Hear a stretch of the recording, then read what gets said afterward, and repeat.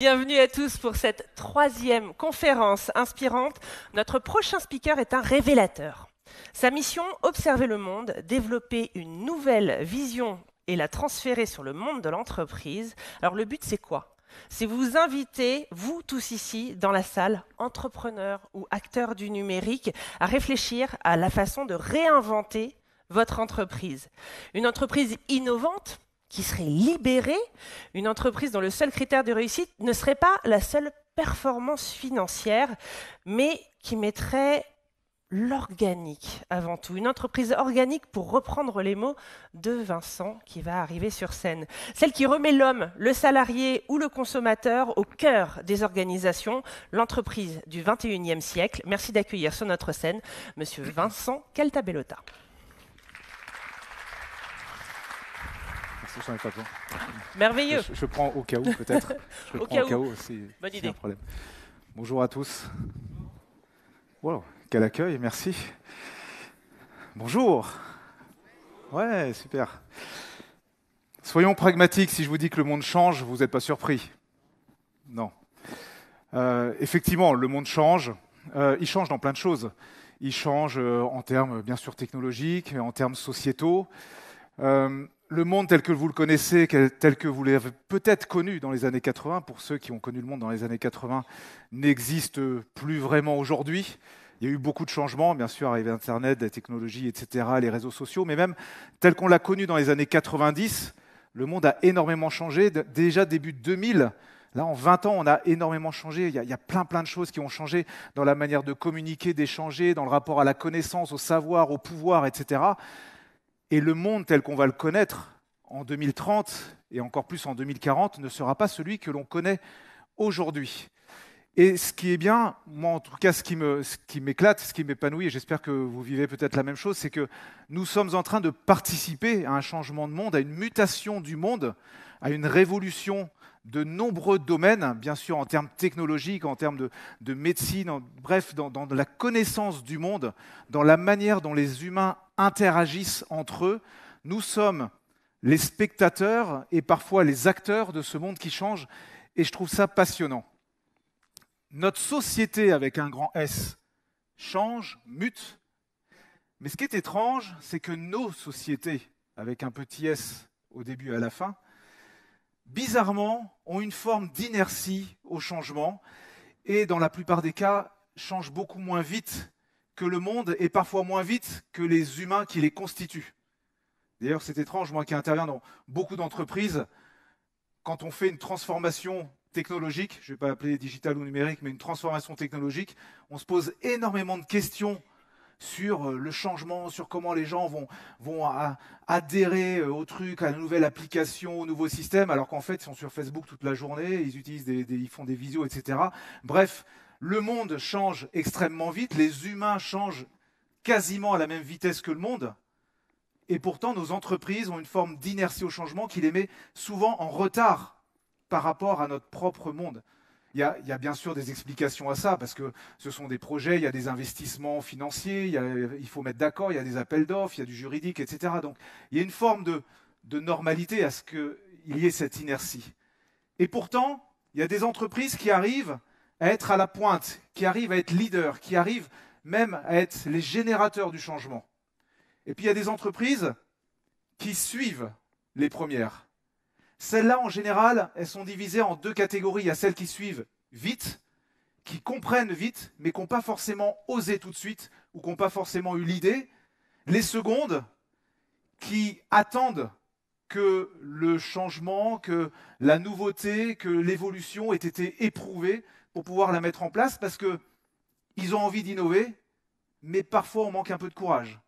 Et puis il y a enfin les autres derrière, celles qui traînent, celles qui parfois refusent le changement, celles qui attendent une deuxième, une troisième, une quatrième parfois génération du changement pour pouvoir l'intégrer. Alors ces modes de pensée, ça fonctionnait, mais ça fonctionne de moins en moins. Ce qui est intéressant, c'est qu'aujourd'hui, un dirigeant d'entreprise, un manager, a la capacité d'inventer son propre modèle. Et ça, c'est passionnant. Les dirigeants d'entreprise ont devant eux, et si vous l'êtes, vous avez devant vous une page blanche ou un océan bleu de créativité pour pouvoir inventer votre propre modèle. Et on en est rarement conscient de cette chance de pouvoir inventer nos propres modèles. Si vous regardez, vous prenez 10 livres de management des années 80, vous avez quasiment 10 fois les mêmes choses. On vous parle de stratégie, on vous parle de technostructure, on vous parle de ligne managériale, on vous parle de fonctions de production, de support, etc. Bref, c'est hyper organisé, c'est hyper structuré. Vous avez exactement ou quasiment les mêmes concepts d'un livre à l'autre. Ça, c'était en 80. Si vous regardez 30 ou 40 ans plus tard, aujourd'hui, en 2020, vous prenez 10 livres de management, on vous parle quasiment plus de technique. On vous parle d'inspiration, on vous parle d'ambition, on vous parle de développement personnel. Et ce sont des livres de management également. Nous avons la capacité à inventer nos propres modèles et il faut profiter de ça. Par contre, pour en profiter, il nous faut une qualité. Une qualité dont j'ai déjà évoqué le nom, mais qui parfois nous manque. C'est le courage. C'est le courage de tester. Parce que tester, c'est un risque. Et risquer pour un chef d'entreprise ou un manager, c'est pas cool. Risquer, c'est compliqué. Mais je vais vous donner une petite astuce. C'est pas la seule, bien sûr, mais quel est le facteur principal du risque? Le facteur qui met en avant quasiment l'amplitude du risque. Le risque est lié à un facteur clé qui est celui du temps. Imaginez que le temps n'existe plus. Le risque n'existe quasiment plus. Pourquoi c'est risqué de mettre en place une stratégie? Pourquoi c'est risqué de lancer un nouveau produit? Pourquoi c'est risqué de mettre en place une nouvelle organisation? Parce qu'il y a un laps de temps entre aujourd'hui et les résultats attendus. Et c'est ce laps de temps qu'il faut gérer. Si je le mets en place et que j'ai le résultat tout de suite, si je me plante, c'est pas grave, parce qu'une heure après, j'essaie autre chose et j'aurai un autre résultat. Bien sûr, c'est un monde fantasmagorique. Parce que le temps existe, et le temps existera toujours. Sauf qu'aujourd'hui, nous avons la possibilité dans nos entreprises de gérer le temps différemment, et donc de limiter le risque. Nous avons la possibilité d'avoir des organisations où le temps, je ne vais pas dire n'existe plus, mais se réduit tellement, où on est capable de tester des choses. On parle souvent de test and learn, par exemple, ou d'organisation agile, on pourra revenir si ça vous intéresse, mais il y a un vrai rapport avec le temps. Si je gère le temps différemment, je gère le risque différemment. Et ça, c'est un élément qui nous permet peut-être de prendre un peu plus de courage et peut-être d'oser un peu plus dans nos organisations pour organiser ou pour construire des entreprises meilleures. Et quand je dis meilleures, alors meilleur ça veut tout et rien dire, mais ce n'est pas de la performance, ce n'est pas de l'indicateur de chiffre d'affaires, de résultats ou sur un processus opérationnel de faire plus. Au XXIe siècle, meilleur, ça veut dire différent. Si je fais la même chose que les autres, je peux éventuellement être meilleur que les autres sur un point donné. Mais je ne serai pas vraiment meilleur. Je ne vais pas disrupter mon modèle, je ne vais pas créer quelque chose de nouveau. Je vais faire finalement ce que fait tout le monde. Et si je copie ce que fait quelqu'un d'autre, je ferai forcément la même chose, mais après. Est-ce que c'est être vraiment meilleur de faire la même chose et après, même si je suis un peu meilleur? Est-ce que c'est vraiment épanouissant? Est-ce que ça attire les talents? Est-ce que ça attire les clients? Non, pas forcément. Aujourd'hui, si vous voulez être meilleur, il faut chercher à être différent. Il y a plein de manières d'être différent. Dans ses produits, bien sûr, mais dans son management, dans son organisation, dans ses modèles économiques, etc., etc. Je vais y revenir après. Alors maintenant qu'on a lancé un peu le sujet, je vous ai emmené je vais faire un petit jeu qui va peut-être vous surprendre. Merci, assistante. Question très difficile. Ce sont des vrais. Hein. Je peux vous les envoyer si vous voulez. Quelle est la différence, à votre avis, entre un œuf et un arbre? Alors, j'ai emmené l'œuf, j'ai eu un peu plus de mal sur l'arbre. Vous m'excuserez, quand j'ai commencé à le déplanter dehors, j'ai eu des problèmes. Donc, quelle est la différence entre un œuf et un arbre? Sa taille, c'est vrai. Ok. Comestible, ça dépend des plantes, mais en tout cas, ok. C'est pas ça qui m'intéresse, mais pourquoi pas? Pardon? La fragilité, c'est intéressant. Je vais revenir sur la fragilité. Je ne vais pas prendre ce point de départ, mais il y a quelque chose, ouais. C'est-à-dire, exactement. Je ne vais pas non plus prendre ce point de départ, mais j'en parlerai dans un second temps. C'est un point intéressant. Autre différence, le prix, peut-être, le temps, son temps de croissance. Ok, c'est vrai également. Ça, pardon? La production, c'est-à-dire la poule ne fait pas d'arbre? Non, c'est... Sa production, c'est-à-dire? Ok, pourquoi pas? Il y a un élément clé qui m'intéresse.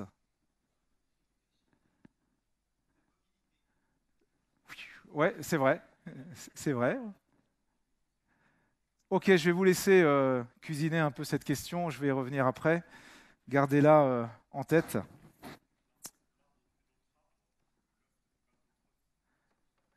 C'est vrai également. C'est vrai, bonne idée. Je reviendrai là-dessus. Ah, vous avez plein d'idées en fait. Je ne vais pas pouvoir continuer. Allez-y. L'oxygène, l'œuf peut se transformer. Alors, je ne sais pas si un œuf se développe sans oxygène. Je ne sais pas. Il faudra que s'il y a quelqu'un qui sait dans la salle. J'y reviens après. Cuisinez ça. Enfin, mijotez. Enfin, réfléchissez. À cela, j'y reviens juste après. Là, je fais le malin avec sur scène, là, en vous parlant d'inventer, de courage, d'oser, etc. Mais je vais vous faire une confidence. Si je fais le malin aujourd'hui en vous disant qu'on peut inventer des entreprises, j'ai pas toujours eu ce courage. J'ai pas toujours eu ce courage, mais par contre, il y a quelque chose qui m'a titillé très très très très jeune. J'ai commencé ma carrière en tant que professionnel salarié en 1996. Et lorsque j'ai commencé à travailler dans l'entreprise, globalement, je pense que je devais être un collaborateur correct, qui faisait bien son travail, il n'y avait pas de souci là-dessus. Mais il y avait des choses qui me dérangeaient. Et je ne sais pas si ça, je vais vous en parler, je ne sais pas si ça vous dérange également. Mais dans les trucs qui me dérangeaient, moi, je psychotais en réunion, par exemple. On passait 1 heure ou 1 heure et demie en réunion, et sur 1 heure de réunion, je m'amusais à calculer le temps que j'avais parlé, le temps que les autres avaient parlé, le temps utile pour moi, le temps inutile pour moi, le temps de trucs sympas mais qui ne me serviront pas, le temps où mon chef a répondu à des questions utiles ou pas utiles, etc. Et finalement, je me rendais compte que mon temps utile de réunion, c'était à peu près entre 10, 15, 20% du temps de la réunion. Ça me choquait. Il y a un autre truc qui me choquait, par exemple, c'est que j'ai beaucoup travaillé, j'étais en informatique, je travaillais beaucoup en mode projet. Et on organise les projets de manière hyper structurée, avec des plannings, des process, des systèmes de gouvernance, etc. Je ne dis pas qu'il ne faut pas organiser. Mais combien de projets se font de la manière dont on les a organisés au début? Pareil, 10, 15, 20% maximum. Ça me choquait. Je me disais, mais pourquoi on passe autant de temps à prévoir un truc qui ne va pas se passer comme ça? Je ne comprenais pas. Alors après, j'ai appris, j'ai fait comme tout le monde, et j'ai appris à me planter, forcément, puisque quand on fait un projet, par définition, on se plante un peu, puisqu'il ne se passe pas comme on avait prévu. Mais ça me choquait. Il y a d'autres choses qui me choquaient aussi sur les jeux de pouvoir. Je me disais, tiens, c'est marrant, on essaie de tout organiser, de tout prévoir, ça ne se passe jamais pareil. On dit que machin va travailler avec truc, que son chef, ça va être bidule, etc. Puis en fait, machin, il travaille avec quelqu'un d'autre, à la machine à café, il a telle info, etc.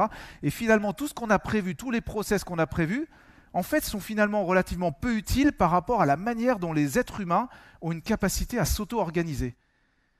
Et j'avais le sentiment qu'on perdait un temps monstrueux, qu'on perdait une énergie, et que dans cette entreprise, les vraies forces de production ne rassemblaient peut-être que, je ne vais pas dire quelques pourcents, mais peut-être 50, 60% des forces qu'on mettait étaient réellement utiles, et que tout le reste, c'était des fonctions qui servent à des choses.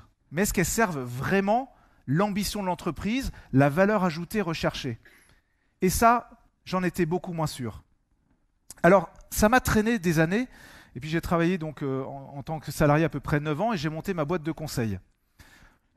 J'avais un problème quand j'ai monté ma boîte de conseil, j'avais beaucoup d'ambition de changer les choses, de faire travailler les gens différemment ensemble, etc. C'était dans l'essence de l'entreprise que je créais. Mais en revanche, j'avais un problème, c'est que, enfin j'en avais même deux.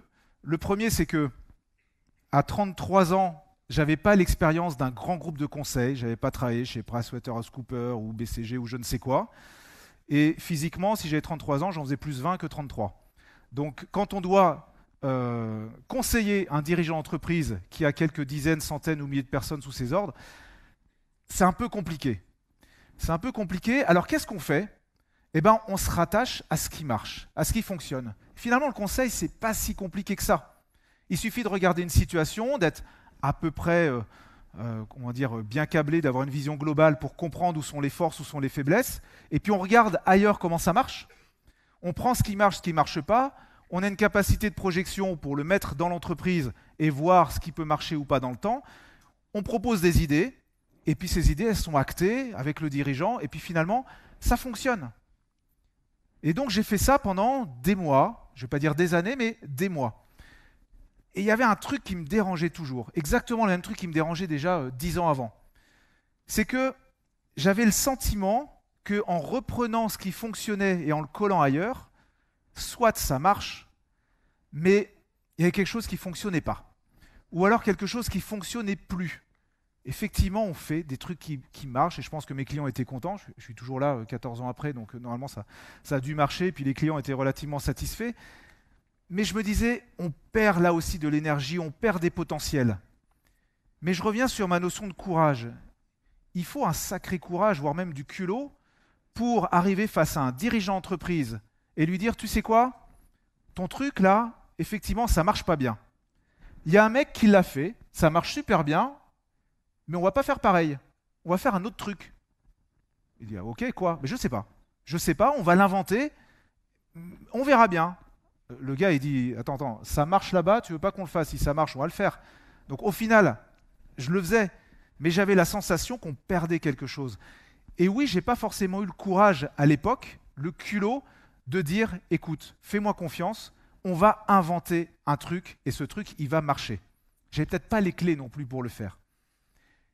Et en fait, c'est un client lui-même qui m'a donné l'opportunité d'avoir le courage. C'est un client un jour qui m'a dit, je vous explique rapidement la situation, fusion de deux services dans le monde, on va dire de l'industrie, deux services assez proches, mais qui n'ont pas le même métier, pas les mêmes formations, pas le même dirigeant. Et l'objectif, c'était de fusionner les deux services. Ils avaient perdu 20% de leur masse salariale. Et moi, mon objectif, c'est fusionner les deux services sans recruter, en ayant la même productivité qu'aujourd'hui, avec moins 20% de personnes en plus. Sauf que ce dirigeant, il m'a dit, j'ai envie de tester un truc. Moi, j'ai une idée. Je ne vais pas te dire mon idée. Tu ne vas pas chercher l'idée. On va demander aux collaborateurs de trouver l'idée. On a monté un projet de 4 jours. 2 jours, 15 jours de repos et de cogitation et 2 jours encore de travail. On a fini au bout de 3 jours et demi. En 3 jours et demi, on a inventé mieux que ce que la direction avait en tête. C'est les collaborateurs eux-mêmes qui ont trouvé leur propre mode de fonctionnement. Il y en a qui ont proposé des évolutions de carrière, il y en a même qui ont proposé de passer de Lyon à Toulouse, de Lille à Lyon, etc. Ils ont prévu leur propre mutation, leur propre formation. Ils ont tous travaillé entre eux et la direction a gardé 95% des choix que l'on avait faits, des décisions qu'on avait prises et du plan d'action. En allant plus loin, la direction n'aurait jamais proposé un déménagement d'une personne de Lyon à Toulouse et de Lille à Lyon. Parce qu'il y avait un contexte social en plus. Jamais ils auraient proposé. Et eux, ils l'ont fait. Et fort de cette opportunité, là j'ai compris. Là j'ai eu pour la première fois la preuve que l'on pouvait inventer des choses. Parce que ce qui me manquait, et que je ne savais pas, c'est que pour inventer, on ne part pas d'une page blanche, même si le résultat final, on ne le connaît pas, on définit une méthode d'accompagnement de cette réflexion, de cette créativité. La méthode, elle est plus ou moins structurée, mais il la faut, parce qu'il faut absolument un cadre, parce que sinon, ça ne marche pas. Mais à partir du moment où j'ai eu cette expérience-là, je n'ai plus jamais fait du conseil de la même manière, je n'ai plus jamais copié ce qui se faisait, et même dans ma propre entreprise aujourd'hui, je ne copie plus. Je pourrais vous multiplier les exemples où ça a fonctionné. Par exemple, vous expliquer comment, en réfléchissant à ma manière de vendre mes propres prestations, j'ai augmenté de 40% ma marge. Juste en organisant différemment, en faisant différent. J'ai fait mieux en faisant différent, pas en copiant et en optimisant le process. Parce qu'en faisant différent, je m'appuie sur mes propres forces. Et souvent, on a tendance à combler ses faiblesses. Alors que la vraie différence, c'est de mettre en avant ses forces, quitte à mettre en avant parfois aussi ses faiblesses. Alors cette réflexion, elle a continué jusqu'à l'écriture de mon livre. L'écriture d'un livre, pour ceux qui ont fait l'exercice, c'est beaucoup de réflexion, on repense à son passé, on analyse, on structure, on fait des schémas dans tous les sens. Et il y avait toujours ce truc qui me dérangeait sur est-ce qu'on peut réinventer des modèles, qu'est-ce qui ne fonctionne pas ou qu'est-ce qui ne fonctionne plus. Et j'ai eu un jour le déclic. Et ce déclic, il est venu du fait de me dire que une entreprise est faite d'êtres humains. Si on structure trop l'entreprise, on la fige. Et la clé, c'est de déstructurer l'entreprise. Ça ne veut pas dire enlever toute structure, ça veut dire la déstructurer telle qu'elle est aujourd'hui et changer de structure, mettre une autre forme de structure. Et j'en suis arrivé au concept d'organique. L'entreprise, elle doit être organique. Certains parlent d'entreprise libérée, par exemple. Pour moi, une entreprise libérée, ça n'existe pas. C'est vrai, à partir de quand on dit que l'entreprise est libérée? Moi, je ne sais pas ce qu'est une entreprise libérée. À partir de quand 40%, 60%, 80%, 100%, 100% c'est l'anarchie. Avant, c'est pas complètement libéré. Enfin, c'est pas binaire non plus, alors que normalement, on est emprisonné ou libéré. C'est binaire. Là, il se passe trop de trucs entre les deux. C'est un peu comme le bonheur. À partir de quand je considère être heureux? Je ne sais pas. Et le bonheur de madame n'est pas le même que le mien, que monsieur. Chacun a son bonheur. Et chacun peut dire je suis heureux ou pas. À sa manière. Par contre, les clés du bonheur, elles sont plutôt universelles. Il y en a peut-être une dizaine ou une quinzaine. L'amour, son lieu de vie, les amis, l'épanouissement personnel, etc. Et chacun choisit la clé qu'il veut. Mais il n'y a pas 1000 clés du bonheur. L'entreprise libérée, c'est à peu près pareil. On peut aller vers une forme de libération des ressources, libération des énergies, mais être une entreprise libérée, je ne vois pas ce que c'est exactement. Donc le concept d'organique, il va encore plus loin. Et je reviens à mon œuf, parce que pendant ce temps-là, vous avez cogité quand même.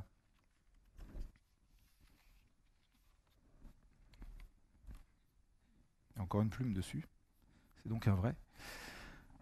La différence entre cet œuf et l'arbre. Oh, pardon, je suis allé un peu trop vite. Eh bien, elle se trouve dans la valeur ajoutée. La valeur d'un œuf se trouve à l'intérieur de sa structure. La valeur d'un arbre se trouve à l'extérieur de sa structure. La structure d'un œuf, elle n'évolue pas. Elle ne bouge pas, alors qu'un arbre, lui, peut faire évoluer sa structure. L'œuf, c'est l'entreprise du XXe siècle. C'est une entreprise dans laquelle on ne sait pas forcément ce qui se passe. Il rentre des choses, il sort des choses, dedans on a nos secrets de fabrication, on reste 15 ans, 20 ans, 30 ans dans la boîte, il n'y a pas beaucoup de transparence. Ça, c'est l'entreprise du XXe siècle. L'entreprise du XXIe, elle, sa valeur ajoutée est à l'extérieur. Planter un arbre, le même arbre, au milieu d'une prairie ou au milieu d'une forêt, ça ne fera pas le même arbre. L'œuf a une structure hyper rigide, sécurisante, à partir du moment où l'environnement est stable. Dès que l'environnement est instable, ça casse. Je ne l'ai pas fait ici. Alors que l'arbre, il peut subir des tempêtes, il peut subir des échecs, il peut subir tout un tas de choses, il sera toujours là. Globalement, c'est une analogie avec la nature. Il faut envisager l'entreprise comme un système organique. À partir du moment où on a compris ça, on a une forme de lâcher-prise, une forme d'intelligence managériale qui va bien au-delà de ce que l'on a connu jusque-là. Il suffit de regarder ce qu'est la nature. Si je prends quelques éléments de la nature c'est quoi? C'est un système vivant. Un système vivant qui évolue en temps réel avec son environnement. La nature, ce sont des éléments unitaires. C'est vrai qu'une fleur ne pense pas à l'arbre qui est à côté, ou le renard qui fait pipi sur un arbre ne se dit pas « oh là là, la pauvre fleur » ou le pauvre arbre. Ce sont des éléments unitaires, intellectuellement peu développés, je parle de la nature, pas de l'entreprise, qui agissent dans leur propre intérêt. La nature, c'est que chaque élément agit soit par symbiose, soit par prédation. Soit j'ai besoin de l'autre, soit je lutte contre l'autre. Au mieux, je l'ignore. Et c'est une forme d'autorégulation naturelle, évolutive à court terme, mais stable à long terme. La nature change, elle subit des hivers, des étés, des printemps, des périodes sèches, des périodes humides, des périodes de froid, de chaud, etc. Personne n'a peur parce que l'arbre perd ses feuilles, parce qu'on sait qu'il les retrouvera, ces feuilles. Alors que quand l'entreprise commence à perdre un certain nombre de choses, on commence tous à flipper. Si je fais le parallèle justement avec l'entreprise, l'entreprise c'est aussi un système vivant qui évolue en temps réel avec son environnement de plus en plus perméable. Et je reviens sur l'œuf et l'arbre. C'est une forme d'individualisme. On me parle souvent de l'individualisme des jeunes générations, mais il n'y a pas que les jeunes générations, c'est un état de notre société actuellement. C'est une caractéristique de notre société à laquelle l'entreprise doit s'adapter. On doit s'adapter à l'individualisme. Ce n'est pas parce qu'on a de l'individualisme qu'on n'a pas de la cohésion d'équipe. L'individualisme, ça veut dire qu'on ne va pas rester tout le temps dans l'entreprise, on ne va pas rester 15 ou 20 ans, et ça veut dire qu'on fait le rapport, le juste milieu entre ce que l'on attend de l'entreprise, ce qu'on gagne de l'entreprise et notre vie personnelle également. C'est ça la notion d'individualisme. Ça ne veut pas dire qu'on ne travaille pas en groupe et qu'on n'est pas performant en équipe, loin de là. L'être humain a toujours besoin d'équipe pour travailler, qu'elle soit réelle ou virtuelle. Donc il ne faut pas avoir peur de l'individualisme. Il faut l'utiliser. Et on pourra parler de fidélité des collaborateurs après. L'entreprise, elle marche par coopération ou par compétition. On fait du travail collaboratif, on a des challenges, on a des dynamiques de groupe, exactement comme la nature. Et enfin, elle a une forme de pérennité agile, ou elle doit avoir une forme de pérennité agile. C'est la stabilité à long terme et l'agilité au quotidien. Voilà ce que l'on doit avoir, une pérennité, une stabilité à long terme et une agilité au quotidien. C'est ce que j'appelle la pérennité agile. Ne pas avoir peur de ce qui se passe demain parce qu'on sait qu'après-demain, on aura toujours les moyens de rattraper l'erreur. Et je reviens sur la notion de temps et de risque dont je parlais tout à l'heure. Alors vous allez me dire, c'est bien beau ton histoire d'arbre et d'œuf, mais c'est à vous de voir. Est-ce que vous voulez avoir une entreprise œuf ou une entreprise arbre?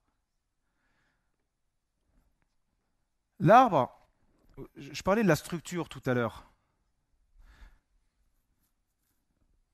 Toute organisation a besoin d'une structure. J'ai dit qu'il faut déstructurer. Il faut juste placer la structure ailleurs.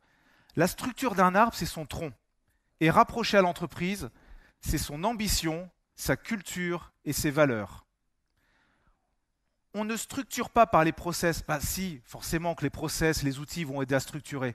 Mais ce n'est pas le numéro 1 de la structure. Le numéro 1 de la structure, c'est l'ambition d'une entreprise, d'une équipe de direction. C'est sa culture et ses valeurs.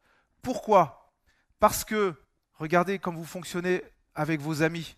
Vous êtes amis avec des gens avec qui vous avez une culture proche, des valeurs proches, voire des ambitions proches. En communiquant, enfin en ayant déjà, en étant fier de tout ça et en communiquant son ambition, sa culture et ses valeurs, on attire naturellement ceux qui nous ressemblent. Et quand on attire ceux qui nous ressemblent, on attire les ressources internes qui nous ressemblent, et les clients qui nous ressemblent, et les partenaires qui nous ressemblent. Si on parle de motivation, moi j'hallucine toujours des dirigeants d'entreprise qui commencent à parler de motivation quand ils se rendent compte que le collaborateur il est prêt à partir. La motivation, ça se fait dès le recrutement. Si je recrute par les valeurs, par l'ambition, j'ai naturellement des gens qui partagent tout ça. Et j'aurai plus de facilité à manager, j'aurai plus de facilité à donner des challenges et j'aurai des résultats qui seront beaucoup plus proches de mes propres attentes, même si ce n'est pas fait exactement de la manière dont j'aurais aimé. L'arbre, il a son territoire, son terroir. Ça veut dire qu'une entreprise au XXIe siècle est complètement perméable avec son environnement. Elle doit s'alimenter de son territoire géographique, mais aussi de son territoire de marché, de ses clients, de ses partenaires, de ses concurrents, du marché globalement. Elle doit s'alimenter de tout ça, c'est sa sève. L'organisation, c'est sa structure. Là, ses branches, ses grosses branches, ses petites branches, etc. Et la valeur ajoutée est à l'extérieur, ce sont ses fruits. Et éventuellement ses feuilles, c'est ce qu'elle produit. À titre d'analogie, si je veux aller encore plus loin, l'arbre, il perdra toujours ses fruits. Il y aura toujours des fruits trop mûrs qui vont tomber naturellement. C'est pas grave, il y en a d'autres qui pousseront. C'est pas pour ça que l'arbre a perdu sa valeur. L'arbre se renouvelle. Et tant mieux s'il se renouvelle. Et je reboucle sur l'individualisme de tout à l'heure. Ok ? Je vous invite à devenir tous des arbres et d'arrêter d'être des œufs. Regardez, je vous donne des exemples. Je vais peut-être être un peu caricatural et je suis désolé s'il y en a dans la salle, mais voilà, au moins j'y vais. Je ne sais pas s'il y a des experts comptables dans la salle, s'il y a des agences de communication dans la salle, des agences marketing, des bureaux d'études d'architecture. Qu'est-ce qui ressemble plus à un expert comptable qu'un autre expert comptable? Qu'est-ce qui ressemble plus à une agence de com qu'une autre agence de com? Chacun au fond de lui se dira non mais nous on est mieux parce que... Et une agence de com c'est quoi? C'est jeune, dynamique et créatif. Waouh, super. Heureusement que c'est pas vieux, mou et chiant. Non, on a tous les mêmes modèles, on se ressemble tous. On ne cherche pas nos différences, on ne met pas en avant nos différences. On a l'impression qu'on est différent parce qu'on se sent différent, mais on ne le communique pas, on ne le véhicule pas, et finalement, on se retrouve comme des œufs. Alors que vous avez sûrement fait l'exemple d'aller dans une jardinerie pour choisir une plante, vous êtes capable de rester 10 minutes devant 5 plantes, exactement les mêmes, et pas savoir laquelle choisir. Elles se ressemblent, mais ce ne sont pas les mêmes. Celle-là est un peu plus épanouie, il y a un peu plus de feuilles, il y a un peu moins de fleurs, les trucs plus écartés, plus resserrés, un peu plus mûrs, un peu moins mûrs, etc. Et vous allez la choisir en fonction de quoi? En fonction de vous, de votre caractère, de vos envies, de votre intérieur, de la personne à qui vous avez envie de l'offrir, mais aussi à vos propres erreurs personnelles, à vos propres biais. Tiens, j'ai l'impression que celle-là, elle est mieux. Tiens, celle-là, elle va mieux s'épanouir, celle-là vivra mieux. Bref, des trucs complètement irrationnels. Mais vous restez 10 minutes devant votre truc à choisir quelle plante, à se demander si ce n'est pas la plante qui vous choisit à la fin. Mais pourtant, elles se ressemblent, mais ce n'est pas les mêmes. Vous voyez bien la différence, alors que quand vous faites une omelette, vous ne dites pas, tiens, cet œuf-là, il a l'air meilleur, celui-là, il est bien, celui-là est moins bien, celui-là, je le mangerai demain. Non, ils se ressemblent tous. Regardez, je ne sais même pas si vous savez lequel je vous ai tenu dans la main pendant 5 minutes tout à l'heure. Ils se ressemblent tous. Même si la couleur est légèrement différente, il a le même goût. Voilà comment on passe d'une entreprise du XXe siècle à une entreprise du XXIe siècle. Arrêtez d'être des œufs, soyez des arbres. Et soyez heureux d'être des arbres, soyez heureux de produire de la valeur ajoutée en lien avec votre extérieur. N'ayez pas peur de perdre des choses, n'ayez pas peur de créer des choses. Soyez en contact permanent avec votre environnement. Voilà ce qu'est une entreprise organique au XXIe siècle. Et c'est le sous-titre de mon livre. Mon titre s'appelle « Inventons l'entreprise du XXIe siècle, organique, émotionnelle et numérique ». Alors, je ne vais pas parler d'émotionnel aujourd'hui, mais je vous propose de voir le troisième pan, la partie numérique d'une organisation. Alors là non plus, je ne vais pas vous surprendre si je vous dis que technologie, intelligence artificielle, tout ça, c'est en train de rentrer dans l'entreprise. Je ne vais pas revenir sur toutes ces bases que tout le monde connaît. En revanche, ce qui est intéressant, c'est de voir en quoi ça change notre entreprise et comment on peut utiliser cette opportunité pour faire évoluer notre entreprise. La première chose, à mon sens, puisque je disais qu'il faut être différent, c'est de réfléchir à la vraie valeur ajoutée de son entreprise. Sa valeur ajoutée, c'est l'offre que l'on propose, c'est le produit, son utilité, mais surtout son adéquation avec notre époque, avec notre société ou avec les personnes à qui on s'adresse. Souvent, on est hyper auto-centré sur nous-mêmes. Enfin, c'est ce qu'elle veut dire, auto-centré, tout court. On est hyper auto-centré. On regarde nos produits, on regarde ce que l'on est, et puis on dit aux autres « Ah, regardez ce qu'on fait, c'est génial, notre produit fait ci, il fait ça, etc. » Alors oui, on apprend à faire des découvertes clients, à comprendre notre marché, etc. Mais est-ce qu'on se projette vraiment dans la vie, dans le comportement, dans l'esprit et dans le cœur de nos clients? Parce qu'aujourd'hui, au XXIe siècle, on est passé d'une société du devoir à une société du vouloir. Ça veut dire qu'on ne fait plus les choses par devoir, par mécanisme, on fait les choses par envie. Aujourd'hui, on fait les choses par envie. Regardez votre métier. Vous ne faites plus votre métier parce que on vous a dit de le faire ou parce que vos parents le faisaient, mais c'est parce que vous avez envie de le faire. Vous faites du sport, vous allez voir des concerts, vous écoutez de la musique, vous jouez à des jeux vidéo. On passe dans un monde de l'émotion, à un monde de l'envie, un monde du vouloir. Donc, être orienté sur ses clients, c'est avant tout comprendre quel est le vouloir de ses clients, quelle est l'envie de ses clients, quelles sont leurs émotions, quels sont leurs moments de vie, quels sont leurs comportements. C'est ça qui fait qu'on va être en lien avec son client et qu'on va inventer des modèles économiques intéressants et la plupart du temps grâce à la technologie, puisque la technologie est dans nos poches du matin au soir. Ça nous amène à définir des modèles économiques hyper nouveaux, à disrupter. Aujourd'hui, je ne vais pas dire qu'on peut tout disrupter ou qu'il faut tout disrupter, mais la disruption est une source de différenciation hyper intéressante en accord et en alignement avec notre époque. Regardez, je vous donne quelques exemples. Alors, certains chiffres sont parfois un petit peu lointains dans le temps, mais peu importe. Vous avez à gauche, allez, 4 grosses entreprises que vous connaissez. Uber, Facebook, Alibaba, Airbnb. Uber, c'est la plus grosse compagnie de taxi au monde. Je peux rajouter tous ses confrères divers et variés dans le monde. Ils n'ont pas une seule voiture, éventuellement à part les voitures de direction. Plus grande compagnie au monde qui n'a pas un seul taxi. Airbnb, plus grande compagnie, entre guillemets, hôtelière au monde, qui n'a jamais acheté une chambre. Facebook, le plus gros container ou propriétaire de contenu au monde, il n'y a pas un mec qui rédige dans l'équipe Facebook. Ça fait fantasmer tous les journalistes du monde de voir combien de temps on peut passer sur un média sans avoir un seul journaliste ou un seul auteur ou écrivain. Ce sont des modèles différents. Et si je regarde en dessous, vous avez des comparatifs qui sont hyper intéressants dans la valorisation et le nombre de salariés. Pourquoi Uber a la même valorisation que France Télécom Orange, alors que Orange c'est 165 000 personnes et Uber c'est 1500? Alors vous allez me dire, la valorisation, c'est pas le chiffre d'affaires, etc. Il y a des différences, soit. Mais en termes de création de valeur ajoutée, il y a quand même à se poser des questions sur nos propres modèles, sur la manière de faire, d'imaginer nos modèles différemment. Netflix, même valorisation que Saint-Gobain, 2200 personnes contre 187 000. Pourquoi on a 185 000 de trop là, pour la même valeur? Bien sûr, ce n'est pas les mêmes modèles, ce n'est pas les mêmes métiers, etc.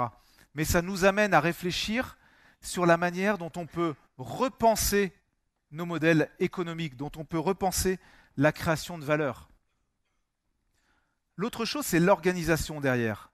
Je dois mettre en place une organisation différente qui utilise la technologie. Je ne parle pas juste de mettre en place un réseau social d'entreprise, une application, etc.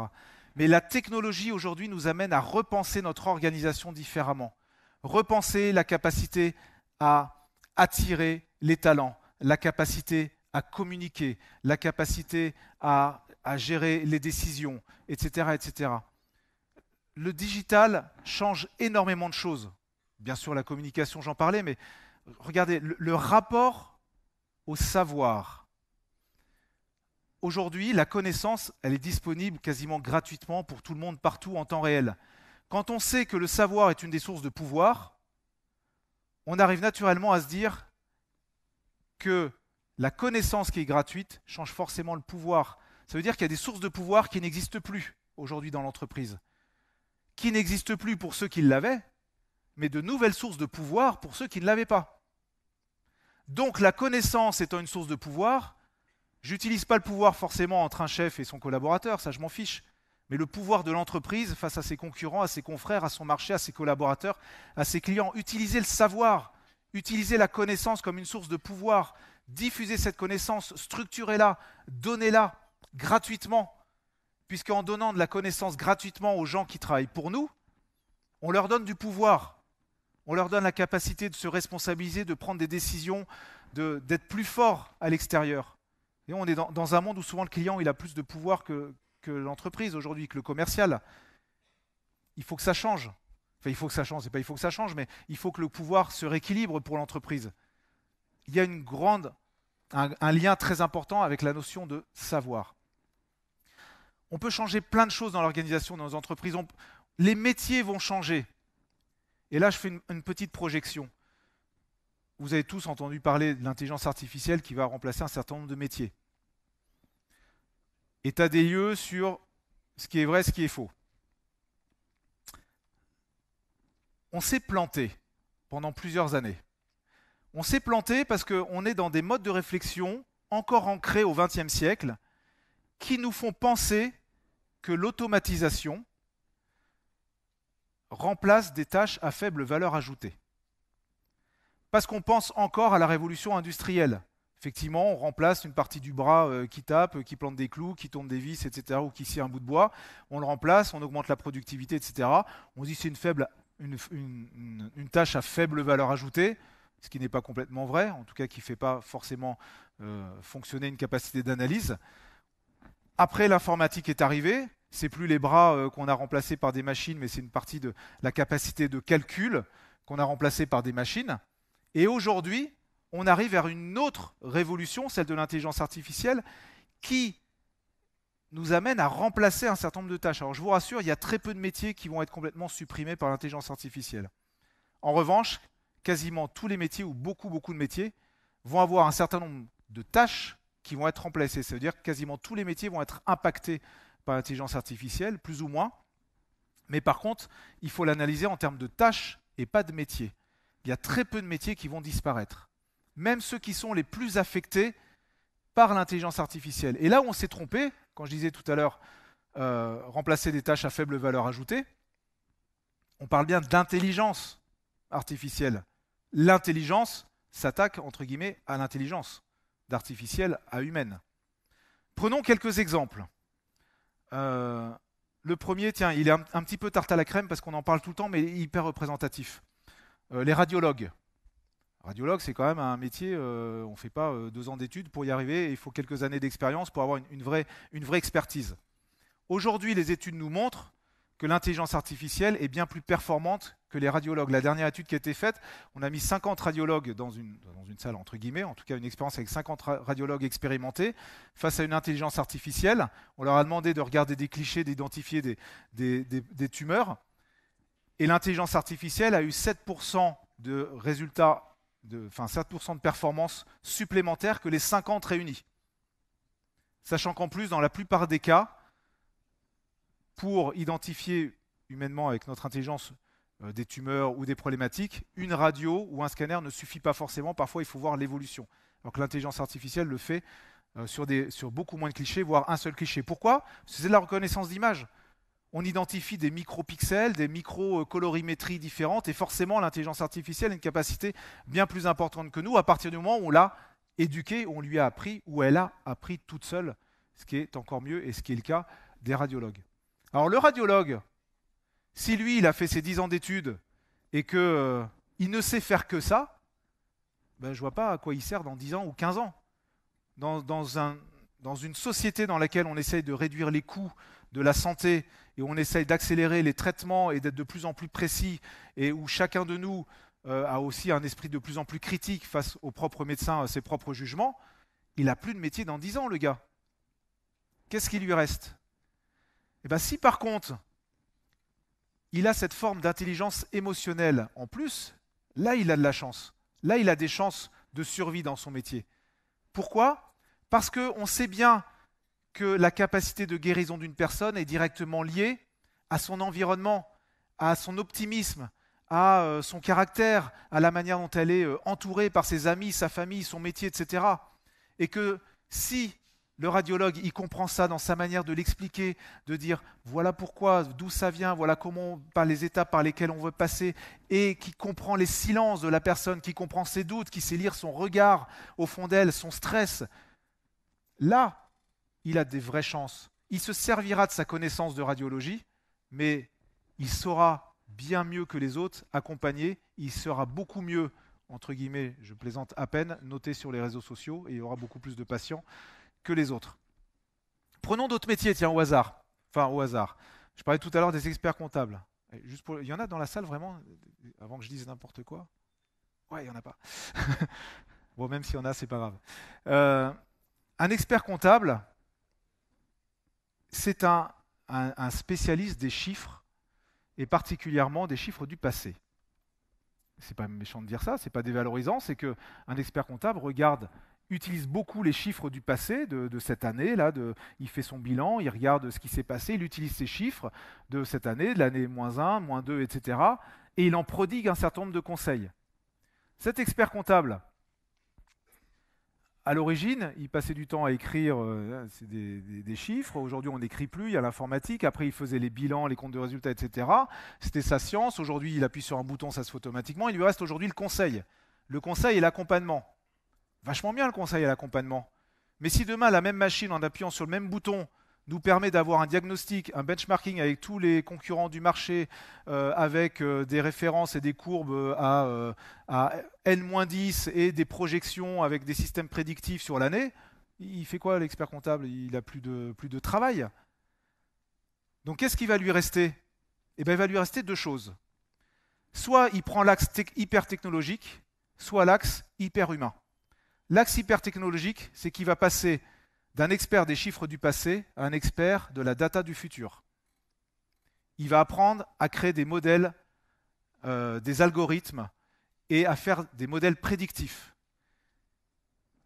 Il va passer d'un expert des chiffres du passé à un expert de la data du futur. Mais ça demande à changer de métier.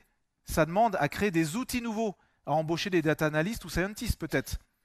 Et la deuxième option qu'il a, c'est de savoir poser les bonnes questions. Alors je ne dis pas qu'il ne sait pas les poser, la plupart sont très bons et savent déjà poser les bonnes questions, mais ce sera encore plus.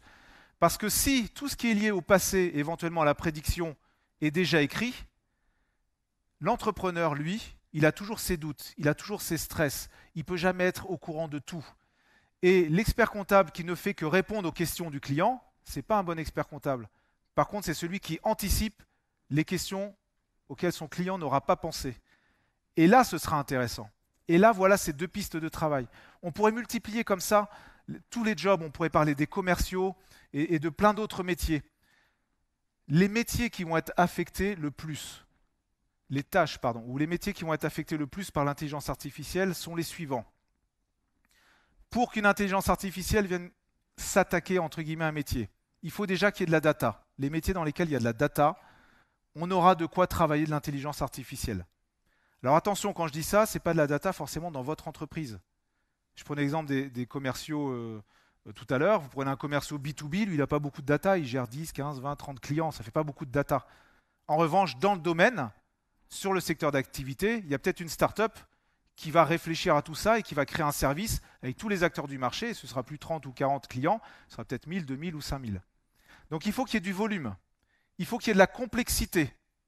S'il n'y a pas de complexité, il n'y a pas besoin d'intelligence, c'est un processus automatisé, bête et méchant, comme on en fait depuis 100 ans. Et il faut qu'il y ait de l'argent à se faire ou à gagner. Voilà 3 critères clés qui amènent des gens à mettre en place des systèmes d'intelligence artificielle pour remplacer un métier.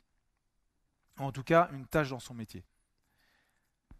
Les tâches qui sont épargnées, clairement aujourd'hui, les tâches liées à l'intelligence émotionnelle. L'intelligence émotionnelle, c'est la capacité à fédérer, c'est la capacité à emmener, à comprendre les émotions, à comprendre ses émotions, à créer des équipes, à constituer des équipes complémentaires, à réagir à l'émotivité ou à l'émotion d'un collaborateur, à des événements externes, etc. C'est ça. Là-dessus, l'être humain sera, en tout cas pas avant un certain temps, remplacé par l'intelligence artificielle. Donc si dans vos métiers vous avez ces points-là, renforcez-les. Des questions de posture, tout ce qui est lié à l'échange, à la communication complexe entre êtres humains. Mais il y a d'autres choses, d'autres compétences clés qui resteront de l'ordre de l'humain. La créativité, et encore selon les domaines, on pourra voir un peu plus tard. L'entrepreneuriat, la capacité à monter des projets, etc. etc. Tout ça, ce sont des métacompétences finalement que l'être humain va garder en lui et que pour l'instant, qui ne seront pas attaquées par l'intelligence artificielle. Mais quoi qu'il arrive, l'entreprise, elle devient humanoïde.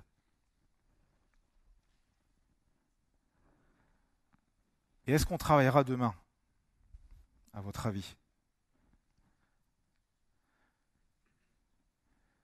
En fait, oui, on travaillera toujours. On aura toujours un métier. On a cru aussi pendant la révolution industrielle que tous les métiers allaient disparaître. Ce n'est pas vrai du tout. Il n'y a pas de corrélation.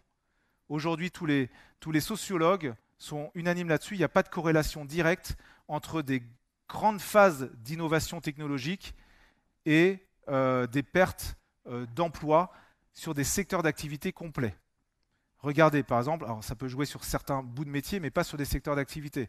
Dans les télécoms, lorsqu'on a enlevé les opératrices qui branchaient leurs fils, il y a eu plein de jobs qui ont disparu parce qu'on est passé sur des standards automatiques. Aujourd'hui, il n'y a jamais eu autant de personnes qui ont bossé dans les télécoms. D'accord ?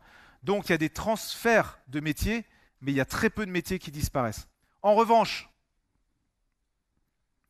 ce que je peux quasiment vous garantir, c'est que votre travail tel que vous l'avez aujourd'hui, la manière dont vous travaillez, c'est-à-dire un CDD ou un CDI calculé au temps passé avec un salaire fixe tous les mois, n'existera probablement plus en 2030, 2035 ou 2040. Certains voient déjà la fin du travail. Moi, je ne pense pas que le travail disparaîtra. Par contre, le travail tel qu'on le connaît aujourd'hui disparaîtra très probablement.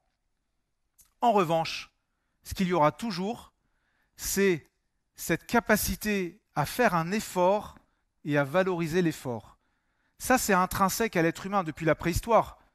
Il y a ceux qui font de l'effort et qui cherchent la valorisation, parce qu'ils veulent avoir le pouvoir, parce qu'ils sont mis les premiers à dessiner des mammouths sur une grotte. Ils avaient forcément une sorte de valorisation derrière.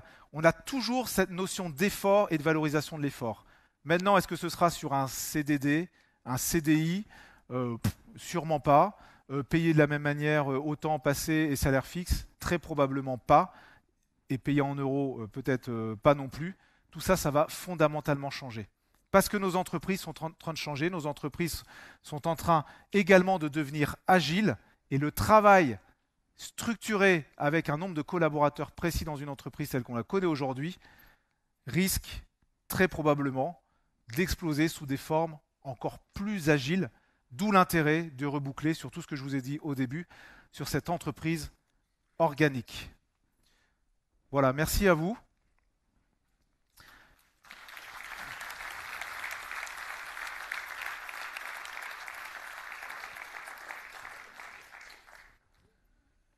Est-ce que vous avez quelques questions? Est-ce que ça vous inspire, l'œuf, l'omelette, l'arbre? Certains d'entre vous ont déjà l'impression d'être des entreprises arbres. Ah oui. Ah, un. Merci monsieur. Deux. Ah, c'est pour une question. Ok. Juste un truc. Certains se sentent un peu œufs dans leur entreprise? Ils n'ont pas levé la main, mais ils font comme ça. Oui. Merci, monsieur. Oui, je continue sur votre métaphore de l'arbre, et y compris pour l'intelligence artificielle qui va remplacer ou qui va aider à plusieurs choses. Et vous étiez en train de dire qu'il y a des métiers ou des tâches qui ne pourront pas être remplacées. Donc j'avais envie de parler des racines. Oui. Parce que quelque part, il y a une question de racines et de sève dans tout ce qu'on fait avec l'intelligence artificielle. Même quand on fait de l'apprentissage, on met des règles de l'apprentissage. Oui. Donc il y a toujours un moment donné où l'ensemble des connaissances on met dans l'intelligence est limité. Quelle que soit la taille, elle est limitée. Ouais. Et donc, que pensez-vous de la nécessité ou du besoin, et encore le comment, continuer à grossir les racines, à grossir la sève? À booster les racines? À grossir les racines. À grossir les racines. C'est-à-dire que vous avez dit que les savoirs, notamment qui sont le pouvoir, en fait, on déplace la qualité et la pertinence des savoirs. On ne les enlève pas. Donc, on déplace les racines, mais on ne les enlève jamais. Alors, moi, j'ai une manière j'ai même envie de dire presque simpliste d'analyser notre monde et de faire des projections dans le temps. C'est que je me rattache à ce qui fait les fondements de l'être humain depuis toujours. Quand je vous dis tout à l'heure, je parle de l'homme préhistorique qui dessine un mammouth sur une grotte. Quelque part, c'est exactement ce que fait un peintre aujourd'hui sur une toile avec des technologies ou un écran, l'infographie, etc. C'est exactement la même chose. Il y a des fondamentaux dans notre humanité qui, je pense, ne changeront pas. Ces fondamentaux, et contrairement à ce que disent certains, c'est le besoin d'être en groupe. On a tous besoin d'être en groupe. Certains pensent qu'on est de plus en plus individualiste, voilà, on va moins dans le détail des communications. On n'a jamais autant communiqué qu'aujourd'hui. Moi, je me souviens quand j'étais jeune, quand j'écrivais une lettre par mois, mais c'est que j'étais hyper motivé, quoi. Une carte postale, 2 cartes postales pendant l'été, fallait y aller. Moi, mes enfants, ils passent leur temps à écrire des SMS, ils écrivent peut-être, je sais pas, 1000 fois plus de mots, de phrases que j'en écrivais moi à l'époque. On communique, on a toujours eu besoin de communiquer, la technologie nous donne des outils pour communiquer soit différemment, mais on communique toujours. Ça, c'est un des fondamentaux de notre société. Communiquer, le travail de groupe, faire des projets en commun, être une entité. Et je pense que ça, c'est l'un des fondamentaux qui constitue les racines. Quand je parle de terroir, c'est ça. Appartenir à un groupe. Je ne vois pas des êtres humains devenir seuls, complètement isolés, et être heureux en se disant « Waouh, je suis trop bien tout seul ». Oui, on est trop bien tout seul de temps en temps le soir parce qu'on a besoin de se poser. Mais 2 jours, 1 semaine, 1 mois, 3 mois, 10 ans, non, on ne peut pas être seul. Il faut avoir ce besoin de créer des choses ensemble. Et je pense que ça fait vraiment partie des racines. Après, on le duplique dans ce qu'on veut, dans son marché, son économie, le recrutement, la connaissance, les amis, le sport, etc. Mais c'est un des fondamentaux, je pense, qui va nous permettre ensemble de créer des choses, de donner du sens et de construire les arbres derrière. L'organisation, ça viendra plus tard, on trouvera toujours les moyens de le faire.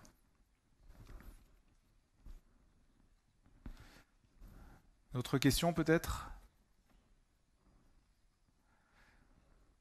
Ok, merci à vous. Bonne vie dans vos entreprises et surtout n'oubliez pas d'oser, d'avoir le courage d'inventer. Merci à vous.